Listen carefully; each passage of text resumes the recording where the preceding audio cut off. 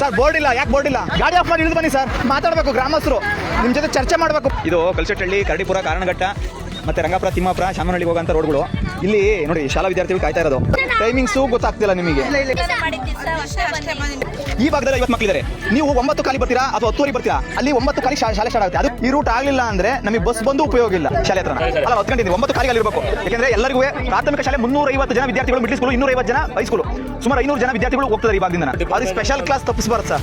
ಏನೇನು ಊಟ ಫೀಡ್ ಆಗಿದೆ ನೋಡ್ರಿ.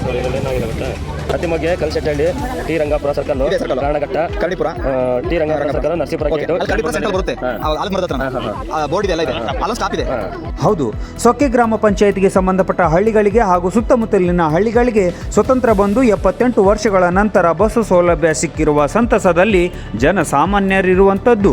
ನಟ ಉಪೇಂದ್ರ ಅವರಿಂದ ಮುನ್ನೆಲೆಗೆ ಬಂದ ಪ್ರಜಾಕೀಯ ವಿಚಾರವುಳ್ಳ ಸೊಕ್ಕೆ ಗ್ರಾಮ ಪಂಚಾಯತ್ ಸದಸ್ಯ ನವೀನ್ ಅವರ ಸತತ ಪ್ರಯತ್ನದಿಂದ ಶಾಲಾ ಮಕ್ಕಳ ಮತ್ತು ನಾಗರಿಕರ ಬಸ್ಸಿನಲ್ಲಿ ಸಂಚರಿಸುವ ಕನಸು ನನಸಾಗಿದೆ. ಬಸ್ಸಿನ ಪ್ರಾರಂಭ ದಿವಸಗಳಲ್ಲಿ ದೂಷಣೆಗಳು ಕೇಳಿಬಂದಿದ್ದು, ಸ್ವತಂತ್ರ ಬಂದು 78 ವರ್ಷದ ನಂತರ ಸಿಕ್ಕಿರುವ ಬಸ್ ಸೌಲಭ್ಯದ ಕುರಿತು ನೀವೇನಂತೀರಿ? ಕಮೆಂಟ್ ಮೂಲಕ ತಿಳಿಸಿ. ಇದೇ ರೀತಿಯ ನ್ಯೂಸ್ ಅಪ್ಡೇಟ್ಗಳಿಗಾಗಿ SA ನ್ಯೂಸ್ ಕರ್ನಾಟಕವನ್ನ ಫಾಲೋ ಮಾಡ್ಕೊಳ್ಳಿ.